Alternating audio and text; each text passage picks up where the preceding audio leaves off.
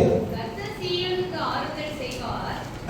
அவர் அதின் வானான ஸ்தலங்களை எல்லாம் தேர்தல் அடைய செய்து அதின் வனாந்தரத்தை ஏதோமின் போலவும் அதின் அவாந்தர வெளியை கர்த்தரின் தோட்டத்தை போலவும் ஆக்குவார். ஆமென். அல்லேலூயா. தேவ மக்களே, இந்த வார்த்தையை வைத்து கடந்த வாரத்தில் கர்த்தருடைய வார்த்தையை பார்த்தோம். நீங்க தேவனுடைய தோட்டமாக இருக்கிறீர்கள். நீங்க எல்லோரும் தேவனுடைய தோட்டமாக இருக்கிறீர்கள் என்று சொல்லி நாம் கர்த்தருடைய தோட்டமாக இருக்கிறோம். எத்தனை பேருக்கு போன வாரம் செய்தி புரிந்தது? எத்தனை பேர் ஆசீர்வாதமாக இருந்தது? அல்லேலூயா. தேவ ஜனங்களே, இன்றைக்கு கூட என் தேவனாகிய கர்த்தர் எனக்கு பேசுகிறார். அப்ப நம்முடைய வாழ்க்கையில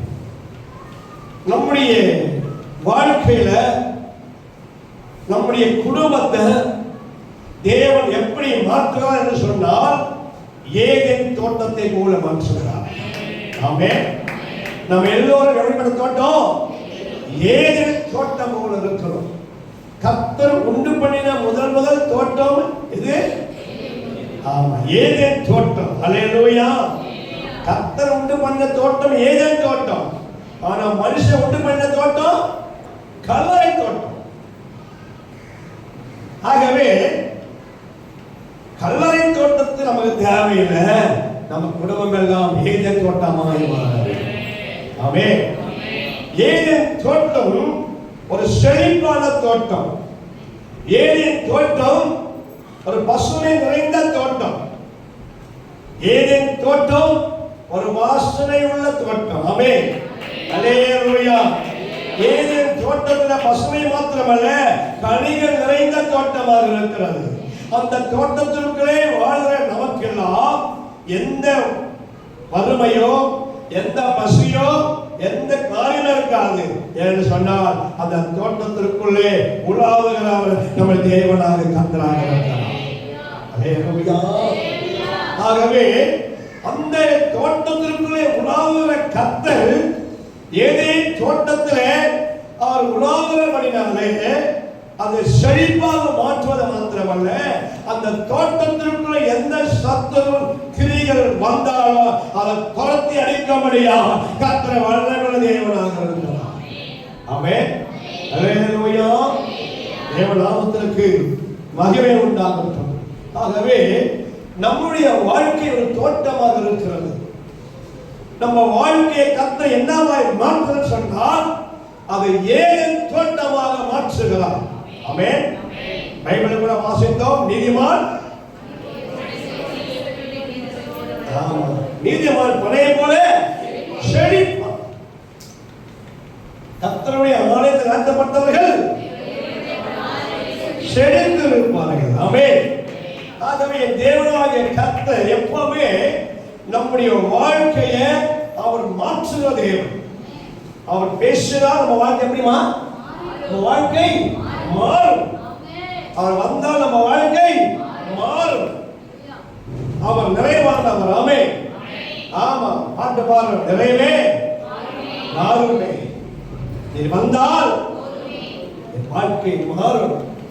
ஆகவே இயேசுநாதர் நம்முடைய வாழ்க்கையில நம்ம தோட்டத்திற்குள்ள வந்தார்னா சோதரம் வறுமை தரித்திரம் எல்லாம் மாறும். பாலைவனம் எல்லாம் சோலைவனம் ஆறுபடியாக கர்த்தர் மாற்ற வல்லவராக இருக்கிறார். அல்லேலூயா. எத்தனையோ குடும்பத்துடைய கண்ணீரை தேவன் துடைத்து இருக்கிறார். எத்தனையோ குறைகளை நிறைவாய் மாற்றி இருக்கிறார்.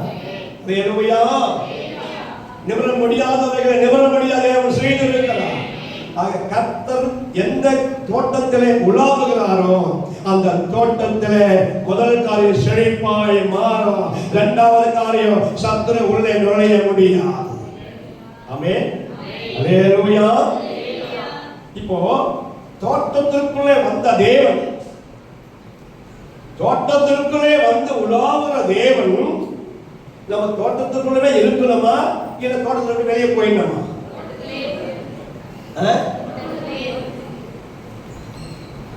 இயேசுப்பா நம்ம தோட்டத்துக்குள்ளவே இருக்கணும்னு விரும்புறவங்க அனைவரும் சொல்லிருப்பாங்க. அல்லேலூயா. ஆகவே நம்முடைய தோட்டத்திற்குள்ள இருந்து கர்த்தர் வெளியே போக கூடாது என் தேவனாகிய கர்த்தர் உன் தோட்டத்தை விட்டு வெளியே போகக்கூடாது என்று சொன்னால் நம்ம என்ன செய்யணும்? அல்லேலூயா. வாசிக்கிறேன். உபாகம புஸ்தகம் 23ஆம் அதிகாரம் 14ஆம் வசனத்தை வாசிங்கள். உன் தேவனாகிய கர்த்தர் உன்னை ரட்சிக்கவும் உன் சத்துருக்களை உனக்கு ஒப்புக் கொடுக்கவும் நல்லா கவனிங்க. உன் பாளையத்திற்குள்ளே உலாவிக் கொண்டிருக்கிறார். உன் பாளையத்திற்குள்ளே உலாவிக் கொண்டிருக்கிறார். ஆகையால் அவர் உன்னிடத்தில் அசுசியான காரியத்தை கண்டு உன்னை விட்டு போகாதபடிக்கு உன் பாளையம் சுத்தமாய் இருக்க கடவுளே. அல்லேலூயா. அவர் உன் பாளையத்திலே உன் தோட்டத்திலே கர்த்தர் என்ன பண்ணுகிறார்? உலாவிக் கொண்டிருக்கிறார். அல்லேலூயா. உன் தோட்டம் பெரிய தோட்டமோ சின்ன தோட்டமோ அது தேவையில்லை. அல்லேலூயா. உன் குடும்பம் சின்ன குடும்பமோ பெரிய குடும்பமோ அது பார்க்கல ஆண்டவர். நீ சின்னாலும் பெரியாலும் அதை பார்க்கல ஆண்டவராக தேவன். எல்லா தோட்டத்தையும் கர்த்தர் செழிப்பாய் மாற்றுகிறார். அல்லேலூயா. நீ ஒரு ஆளா இருந்தாலும் கூட ஒரே ஒரு ஆள் தானே, நான் ஒரு ஆள் தானே என் வீட்டில் இருக்க சொன்னா கூட அந்த தோட்டத்தையும் தேவன் செழிப்பாய் மாற்றுகிறார். அல்லேலூயா. நானே என் ஹஸ்பண்ட் மட்டும் இருக்கிறோம், அந்த தோட்டத்தை தேவன் மாற்றுவார். அல்லேலூயா. நானே கணவரை என் பிள்ளை ஒரு நாள் தாங்க நாங்கள் முடியப்பட்டாங்க. எத்தனை இருந்தாலும் கர்த்தர் மாற்ற ஆசீர்வாதமாக செழிப்பாய் மாற்ற வல்லவராக இருக்கிறார். அல்லேலூயா. குடும்பத்துல 10 பிள்ளை இருந்தாலும் பரவாயில்லை, குடும்பம் பெரிய குடும்பம் இருந்தாலும் பரவாயில்ல, எத்தனை இருந்தாலும் எல்லா பிள்ளைகளையும் கர்த்தர் அந்த தோட்டம் செழிப்பாய் மாற்றி அந்த செழிப்பை நீங்கள் புசிக்கும்படியாக கர்த்தர் மாற்ற வல்லவராக. பிள்ளைகள் சின்ன பிள்ளைகளா இருக்குன்னா நம்ம கடைக்கு போறோம்னு சொன்னா வச்சுங்க, என்ன பண்ண உடனே எதுக்குமா நானும் கூட வரேன். நம்முடைய காரியத்தை பார்த்தாக்கா நம்ம போகும்போது பிள்ளைகள் சொல்ல நம்ம கூட தாத்தா கூட போனோம், அப்பா கூட போனோம். தேவ மக்கள் அந்த மாதிரி ஏசப்பா நம்ம விட்டுட்டு போயிட்டாருன்னா ரொம்ப கஷ்டமா இருக்குங்க. அல்லேலூயா.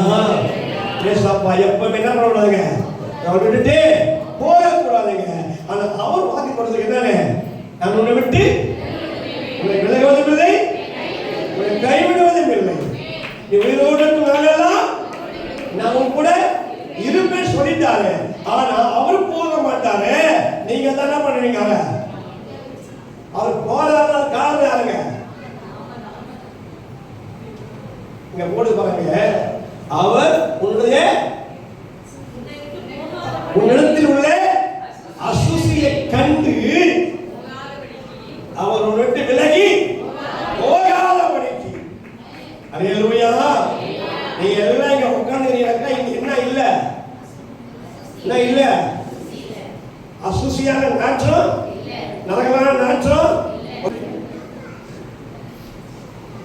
இங்க ஒரு நரகமான நாத்தம் வந்து வச்சுக்க,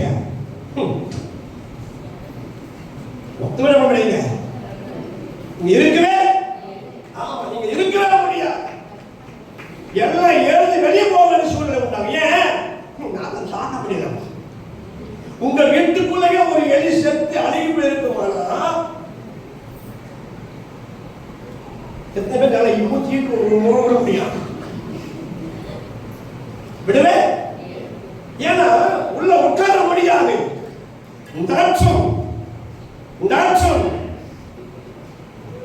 ஆகவே நம்ம வீட்டுல கூட பாருங்க, நம்ம குடும்பம் நம்முடைய வீடு ஏன் தினத்தோறும் நம்ம வீட்டுல சுத்தம் பண்றோம்?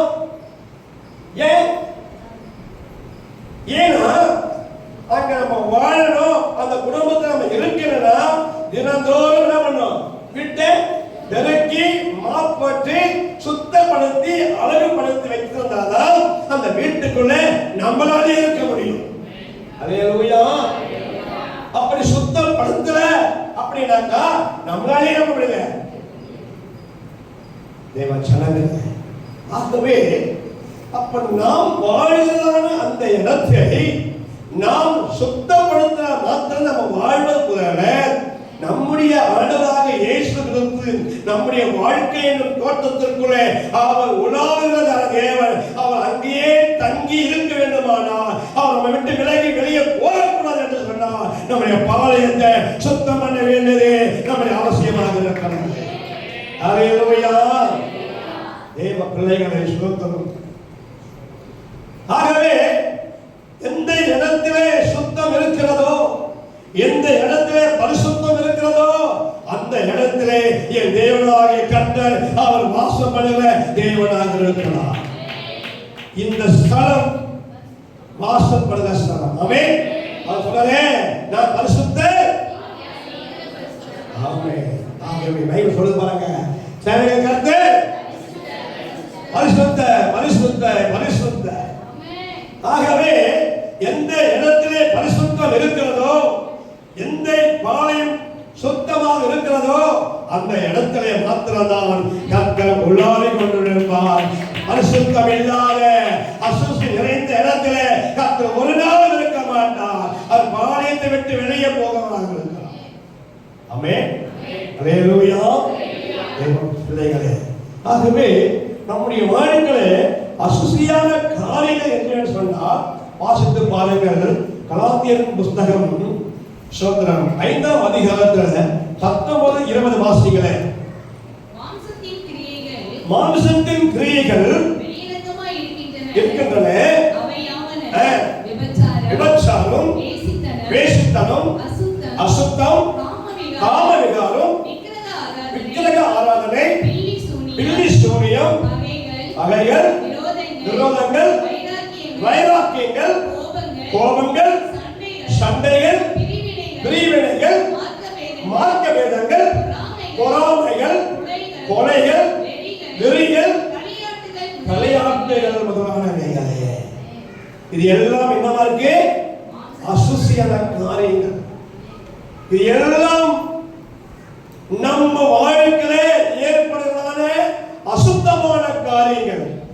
இந்த அசுத்தமான காரியங்கள் உன் வாழ்க்கைக்குள்ளே, உன் தோட்டத்திற்குள்ளே இருக்குமானால் என் தேவனாகிய கர்த்தர் அங்கு ஒரு நாள் இருக்கவே மாட்டார். அல்லேலூயா. என்றைக்கு இந்த காரியத்தை தூக்கி வெளியே எறிகிறோமோ, பைபிள் சொல்லுது, இருதயத்தில் சுத்தமுள்ளவர்கள் அவர்கள் தேவனை தரிசிப்பார்கள். ஆமென். சுத்த இருதயம் உள்ளவராகிய மக்களாகிய நீங்கள் தேவன் உங்களுக்கு நல்லவராகவே இருப்பார். ஆமென். நாம் எல்லோரும் வாக்குத்தத்தமான பிள்ளைகளாக இருக்கிறோம். ஆபிரகாமின் தேவன், ஈசாக்கின் தேவன், யாக்கோபின் தேவன் நம்முடைய தேவனாக இருக்கிறார். நாம் எல்லோரும் ஆபிரகாமின் சந்ததி என்று சொல்லப்படாது. ஆமென். ஆகவே தெய்வ பிள்ளைகளே, எந்த இதெல்லாம் அசுசியான காரியங்கள், இதெல்லாம் தவறான காரியங்கள், இதெல்லாம் இருக்கும் பொழுது பரிசுத்த தெய்வமாக இயேசு கிறிஸ்துவாக ஆண்டவராக தேவன் உன் பாளையத்திற்குள்ளே அவர் இருக்கவே மாட்டார். அல்லேலூயா. என் தேவனாகிய கர்த்தர் உன் வீட்டுக்குள்ளே, உன் தோட்டத்திற்குள்ளே, உன் வாழ்க்கைக்குள்ளே அவர் இருக்க வேண்டும் என்று விரும்புகிறவர்கள் இன்றைக்கே தீர்மானியுங்கள். இது எல்லாவற்றையும் தூக்கி நான் வெளியே எறிய போகிறேன். அல்லேலூயா. அல்லேலூயா. சோதரம். ஆகவே நிறைய பேர் பார்த்தீங்கன்னா கிறிஸ்துமஸுக்கு பாருங்க, கிறிஸ்துமஸுக்கு நீங்க உங்க வீட்டை நீங்க சுத்தம் பண்ண வச்சுங்க. ஒரு 3 மூட்டை என்ன பண்ணலாம், அழுக்க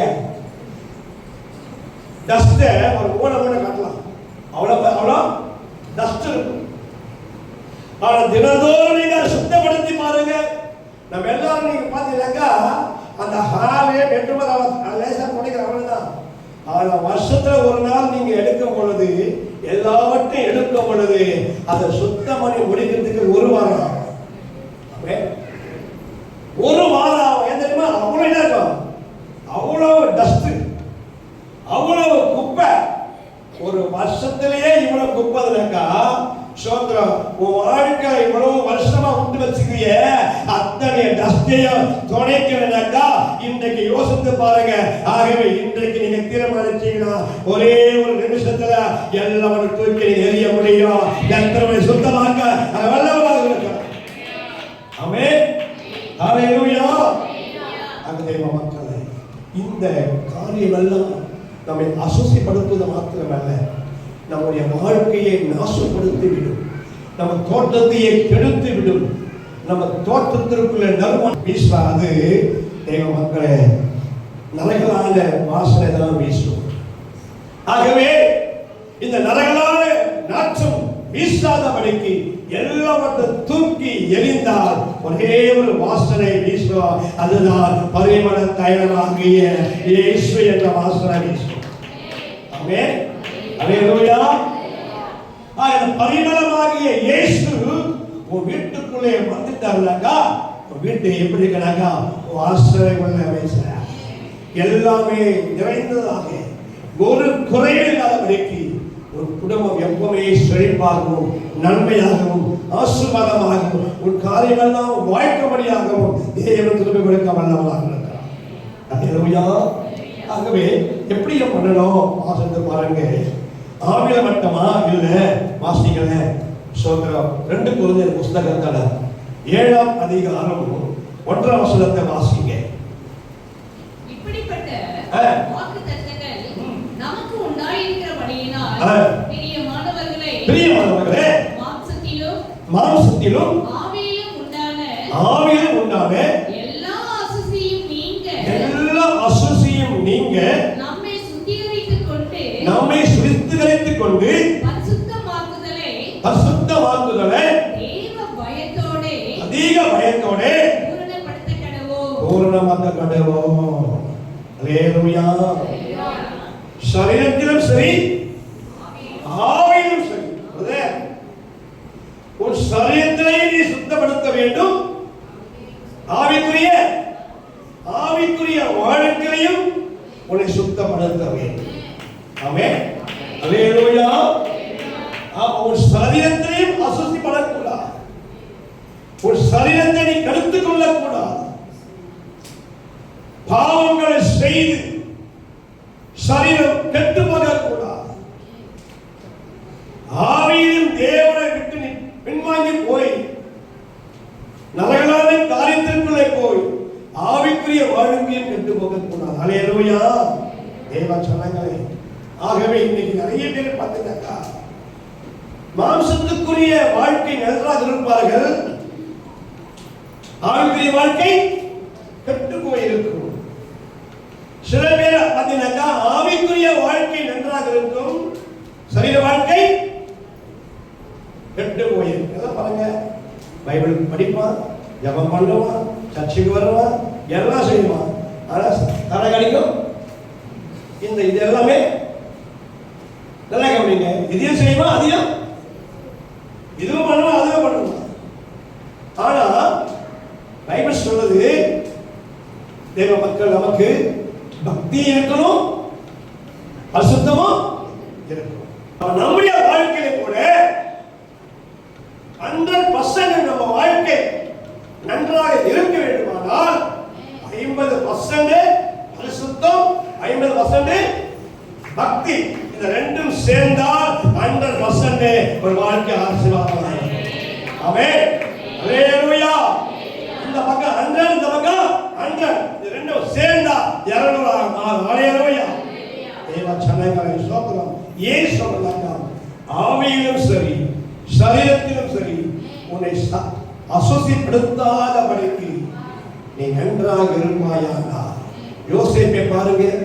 யோசேப்பு தன் வாழ்க்கையை அவன் ஆவிக்குரிய வாழ்க்கையிலும் அசுசி நிறைந்தவனா இல்லை, அவனுடைய சரீரத்திலையும் அவன் அசுசிப்படாதவனாய் காணப்பட்டான்.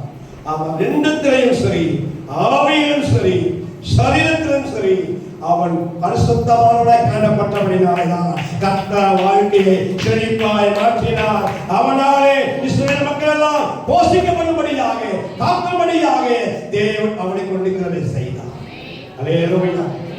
உன் குடும்பத்தை உன்னை கொண்டு உன் குடும்பம் காக்கப்பட வேண்டுமானால், உன்னை கொண்டு உன் பிள்ளைகள் காக்க வேண்டுமானால், உன்னை கொண்டு உன் குடும்பம் செழிப்பாய் மாற வேண்டுமானால் நாம் தேவ சனங்களே ஆவியிலும் சரி சரீரத்திலும் சரி நாம் பரிசுத்தமாய் அசுசியை தூக்கி எறிந்துவிட்டு நாம் சுத்தமாய் இருப்போமானால் என் தேவனாகிய கர்த்தர் உன் தோட்டத்திற்குள் உலாவது மாத்திரமல்ல, உன் குடும்பத்தை செழிப்பாய் மாற்ற மாத்திரமல்ல, எந்த தீங்கும் வராதவருக்கு பாதுகாப்பது மாத்திரமல்ல, உன் வாழ்நாள் முழுக்க உன் கூடவே இருப்பாராக. அல்லேலூயா. அவர் சொன்ன வாக்குத்தத்தம் எல்லாம் நிறைவேற வேண்டுமானால் அதற்கு யார் காரணமா இருக்கணும்? நாம் தான் காரணமாக இருக்க வேண்டும். இந்த வார்த்தை எல்லாம் செத்து போன வார்த்தை அல்ல. இந்த வார்த்தை எல்லாம் உயிருள்ள வார்த்தை. ஆண்டவர் உயிரை கொடுத்து உயிர் உண்டாக்கினார். நான் அடிக்கடிக்கு சொல்லியிருக்கிறேன், இதுக்கு என்ன இருக்குது? இதுக்கு உயிர் இருக்கிறது. இது வெறும் பேப்பர் அல்ல. இந்த எழுத்துக்குள்ள என்ன இருக்குது? உயிர் இருக்கிறது. அடிக்கடி சொல்லுவேன், எப்படி உங்களுடைய உயிருக்கு பவர் இருக்கிறதோ அதே போல இந்த வார்த்தைகளுக்கு பவர் இருக்கிறது. ஆமென். அல்லேலூயா. தேவ பிள்ளைகளே, ஆக தேவன் நமக்கு வாக்கு கொடுத்திருக்கிறார். எனக்குமா இதை வாக்கு கொடுத்திருக்கிறார். இந்த வாக்கு நம்ம வாழ்க்கையை மாறக்கூடாது என்று சொன்னார். நாம் சரியா இருக்க வேண்டும். அல்லேலூயா. நாம் சரியா இருக்க வேண்டும் தேவ பிள்ளைகளே.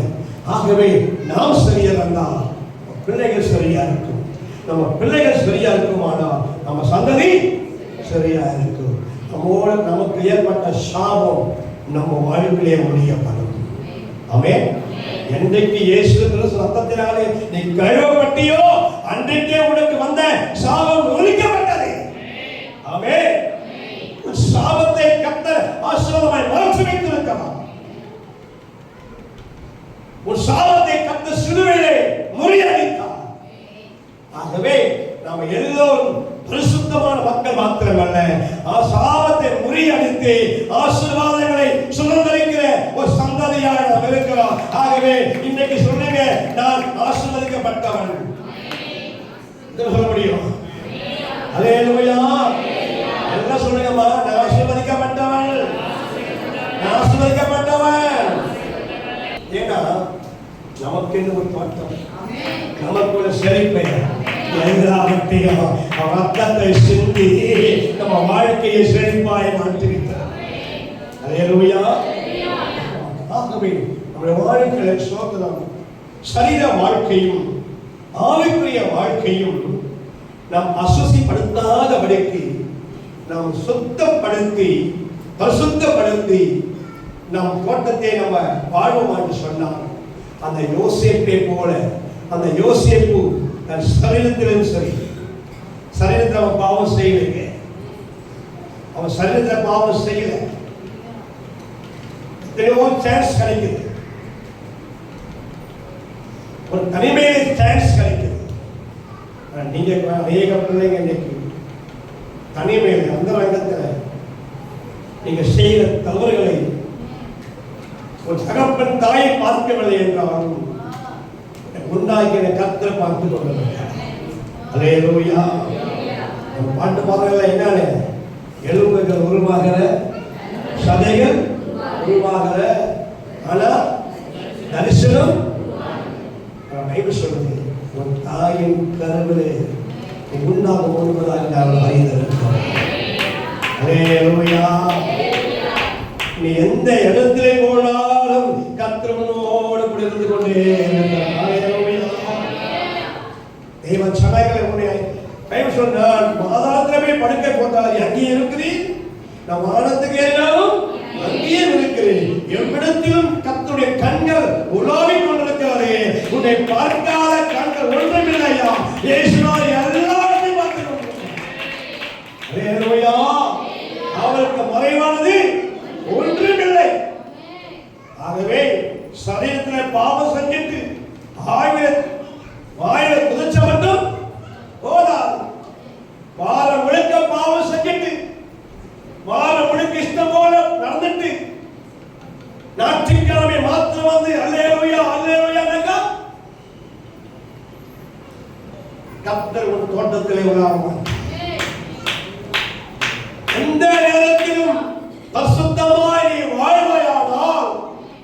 நீ தேவனாகிய கர்த்தர் பாளையத்தை விட்டு ஒரு நாள் போவே மாட்டார். உன் கூடவே இருப்பாருங்க, உன் கூடவே இருப்பாருங்க. உன் காரியங்களை வாய்க்க செய்ய முடியாது.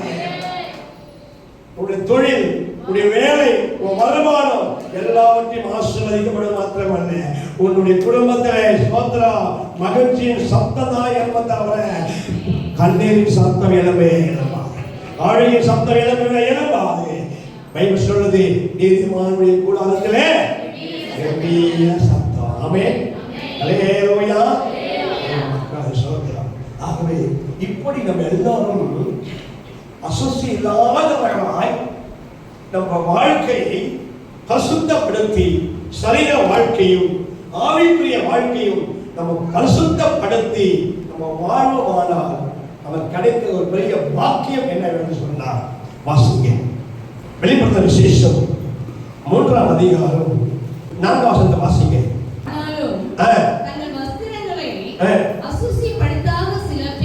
அசுசிப்படுத்தாத சில பேர் சத்தையிலும் உண்டு. அவர்கள் பாத்திரவான்களான ஆனபடியால் என் வஸ்திரம் தரித்து அவரோடு கூட நடப்பார்கள். அல்லேலூயா. ஆனபடியால் என்ன ஆனபடியால் அவர்கள் அசுசி இல்லாதவர்களாய், எந்த பாவமும் இல்லாதவர்களாய், எந்த நரகலான காரியம் இல்லாதவர்களாய், மனுஷன் முகத்தை பார்க்கிறான், கர்த்தரோ இன்றைக்கு நான் எல்லாரும் உங்களை பார்த்து கொண்டு முகங்களை தான் பார்த்து கொண்டிருக்கிறேன். ஆனால் உங்கள் இருதயத்தை கர்த்தர் பார்த்து கொண்டிருக்கிறார். உங்கள் இருதயம் தூய்மையா இருக்கிறதா அசுசியா இருக்கிறதா என்பதை எனக்கு தெரியாது. ஆனால் கர்த்தர் பேசிக் கொண்டிருக்கிறார். இந்த வார்த்தை எளிமையாய் திரும்பாதபடிக்கு இந்த வார்த்தை உனக்குள்ளே கிரியை செய்ய வேண்டுமானால் உன் வாழ்க்கையை ஆசீர்வாதமாக மாற்ற வல்லவராக. அல்லேலூயா. பைபிள் சொல்லுது, என் வார்த்தை திருமையாய் திரும்புவதில்லை. இந்த வார்த்தை உனக்குள்ளே கிரியை செய்யமானால் நீ பெற்ற பெரிய பாக்கியம் தெரியுமா? பெண் வஸ்திரம் தரித்து. ஆமென். இந்த திருமண நேரத்தில் ரொம்ப சந்தோஷம் எனக்கு. திருமண நேரத்தில் ஃபர்ஸ்ட் வாரம், முதல் வாரத்தில் பார்த்தீங்கன்னாக்கா அப்படியே பார்க்கும்போது பரலோகம் போல இருக்கு. பரலோகம் போல இருக்கும், பரலோகம் போல இருக்கும். தேவன் சொன்னாங்க, ஏன் சொன்னாங்க? பெரிய பாக்கியம் தெரியுமா? நாம் அசுசி இல்லாதவர்களாக இருக்கும் பொழுது ஆவிக்குரிய வாழ்க்கையும் சரீர வாழ்க்கையும் நம்ம பரிசுத்தமான வாழ்க்கையாய் வாழும் பொழுது நம்ம தோட்டம் எப்படி இருக்கலாம்? வண்ண வஸ்திரம் தெரிந்த தோட்டமா.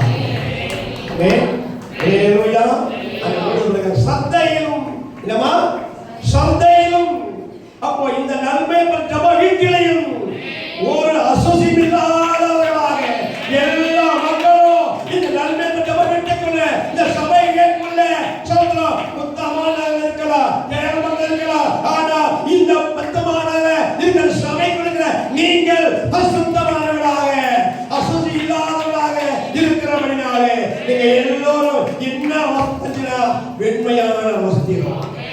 ஆமென். நீங்க எல்லோரும் இப்பொழுது வெண் வஸ்திரம், உங்க வாழ்க்கை அப்படியே தூய்மையாக மாறும். ஆமென். அல்லேலூயா. நீங்க எல்லோரும் தூய்மையானவர்கள். நல்லா கவனிங்க. ஆகவே நான் என்னுடைய சரீரமும் இப்படி இருக்கணும், என் இதயமும் என்ன பண்ணோம்? கருப்பு இது முக்கியம் இல்லை, கலர் முக்கியம் இல்லை. இல்லமா, கலர் முக்கியம் இல்லைங்க. இந்த கலரை மாத்தணும்னாக்கா மாத்திக்கணும். ஆகவே கலர் முக்கியம் இல்லை. பைபிள் சொல்ற கருப்பா இருந்தாலும். ஆகவே நம்முடைய வாழ்க்கையில இந்த அழகு முக்கியம் இல்லைங்க, இந்த அழகு தாங்க முக்கியம். ஆமென். ஆகவே நீங்க எப்பவுமே நீங்க தூய்மையாக இருக்கும் பொழுது நமக்கு கிடைச்ச ஒரு பாக்கியம் என்ன தெரியுமா? அவரோட கூட, அவரோட கூட கரங்களை பிடித்தவர்களாக அவரோட கூட அந்த தோட்டத்தை நீயும் அவரோட சேர்ந்து கரம் பிடித்து நான் உன்னை விட்டு விடுவதில்லை, உன்னை கைவிடுவதில்லை. உன் கரத்தை பிடித்துக் கொண்டு அந்த தோட்டத்திலே கர்த்தர் உலாவிக் கொண்டிருக்கிறார். உன் வாழ்க்கையை உலாவிக் கொண்டிருக்கிறார்.